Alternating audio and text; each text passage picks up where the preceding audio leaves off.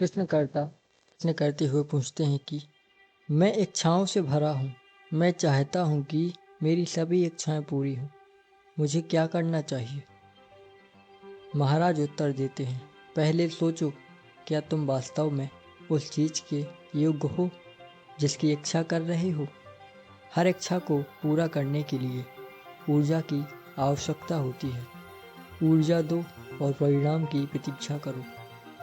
लेकिन यह ऊर्जा मुझे कहाँ से मिलेगी? इच्छा स्वयं ही ऊर्जा है। तो फिर हर इच्छा पूरी क्यों नहीं होती? क्योंकि कुछ इच्छाएं इतनी प्रबल या टिकाऊ नहीं होती। महाराज कहते हैं, यदि तुम्हारी इच्छा केवल अपनी व्यक्तिगत सुख के लिए है तो उसमें सीमित ऊर्जा होगी। लेकिन जब तुम्हारी इच्छा सबके हित के लिए होती है तो उस इच्छा में अनंत शक्ति होती है। महाराज कहते हैं, जब तुम किसी सार्वभौमिक भलाई की कामना करते हो तो पूरा संसार तुम्हारे साथ कामना करता है। मानवता के कल्याण की इच्छा करो, वहाँ असफलता की कोई संभावना नहीं। पर जब साधक कहता है, मेरी इच्छाएं सही हैं, वे किसी को नुकसान नहीं पहुंचाती, फिर भी क्यों पूरी नहीं होती? महाराज उत्तर देते हैं, इच्छाएं न सही होती हैं न गलत। यह इस पर निर्भर करता है कि तुम उन्हें किस दृष्टि से देखते हो। वह इच्छा जो दुख लाती है गलत है।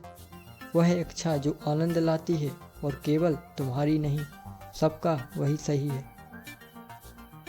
साधक पूछता है, परिणाम तो भविष्य में है, मैं उन्हें अभी कैसे जान सकता हूँ? महाराज कहते हैं, अपने मन का प्रयोग करो, देखो, विचार करो और समझो। तुम दूसरों से अलग नहीं हो। उनके अनुभव तुम्हारे लिए भी मान्य हैं। गहराई से सोचो और स्वयं को जानो। जब तक तुम स्वयं को नहीं जानोगे तब तक स्वयं से आगे नहीं बढ़ पाओगे। साधक पूछता है, स्वयं को जानने का क्या अर्थ है? महाराज उत्तर देते हैं, स्वयं को जानने का अर्थ है यह जानना कि तुम क्या नहीं हो। साधक हैरान रहकर पूछता है, और मैं जो हूँ वह नहीं जानना चाहिए? महाराज मुस्कुराते हैं, जो तुम हो वह तुम पहले से ही हो। जब तुम जान लेते हो कि तुम क्या नहीं हो तो तुम अपने स्वाभाविक स्वरूप में स्थापित हो जाते हो। यह सब सहज और स्वतः ही होता है। साधक कहता है, मैं समझ नहीं पा रहा। महाराज कहते हैं, तुम्हारा यह विश्वास कि तुम्हें कुछ नहीं बनना है, यही तुम्हें अंधा बना देता है। तो मैं इस विचार से मुक्त कैसे हूँ? महाराज उत्तर देते हैं, यदि तुम मुझ पर विश्वास कर सको तो जानो कि तुम शुद्ध चेतना हो। वही जागरूकता जो संपूर्ण जीवन को प्रकाशित करती है। इसे जानो, इसे जियो। यदि विश्वास न हो तो भीतर जाओ और स्वयं से पूछो, मैं कौन हूँ? या फिर अपने ध्यान को केवल मैं हूँ की अनुभूति पर टिकाओ, जो शुद्ध अस्तित्व है। साधक पूछता है, मेरा विश्वास आप पर किस पर निर्भर करता है? महाराज कहते हैं, तुम्हारी अंतर्दृष्टि पर। यदि तुम मेरे हृदय में नहीं देख सकते तो अपने ही हृदय में झांको। साधक कहता है, मैं यह नहीं कर सकता। महाराज उत्तर देते, अपने जीवन को सुव्यवस्थित और उपयोगी बनाओ। अपने विचारों, भावनाओं, शब्दों और कर्मों पर निगरानी रखो। यह तुम्हारी दृष्टि को शुद्ध कर देगा। साधक पूछता है, क्या मुझे पहले सब कुछ त्याग कर सन्यासी बनना होगा? महाराज कहते हैं, त्याग करना संभव नहीं। तुम घर छोड़ सकते हो, लेकिन मन की आसक्तियां साथ जाएंगी। पहले अपने मन को पूरी तरह जानो, फिर बाकी सब अपने आप हो जाएगा। साधक याद दिलाता है, आपने कहा था कि मैं ही परम वास्तविकता हूँ।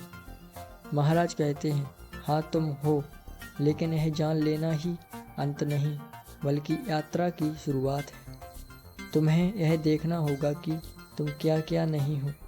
शरीर नहीं, विचार नहीं, समय नहीं, स्थान नहीं। वह कहते हैं, सिर्फ शब्द दोहराने से कुछ नहीं होगा। क्षण क्षण अपने मन का निरीक्षण करो। जो कुछ भी घट रहा है उसे साक्षी भाव से देखो। यही देखने की प्रक्रिया आत्मा और अनात्मा में भेद करती है। साधक पूछता है, क्या साक्षी भाव ही मेरा वास्तविक स्वभाव नहीं? महाराज कहते हैं, साक्षी भाव तब तक द्वैत में है जब तक कुछ देखने योग्य है। साधक फिर पूछता है, तो साक्षी का क्या अर्थ है, यानी चेतना की चेतना? महाराज अंत में कहते हैं, शब्दों के खेल से तुम दूर तक नहीं जाओगे। भीतर जाओ और यह देखो कि तुम क्या नहीं हो, बाकी सब अप्रासंगिक है। साक्षी भाव का अर्थ है हर अनुभव को देखना, लेकिन उसमें खोना नहीं। इच्छाएं उठेंगी और गिरेंगी, लेकिन तुम शुद्ध साक्षी अपरिवर्तित रहोगे। जब यह सत्य हृदय में उतर जाता है तो भीतर गहरी शांति और मौन जन्म लेते हैं। तुम साक्षी बन जाते हो, निष्पक्ष, मुक्त और अनंत। यह था आई एम डैड का अध्याय 10, विटनेसिंग, श्री निसर्गदत्त महाराज के उपदेशों से लिया गया।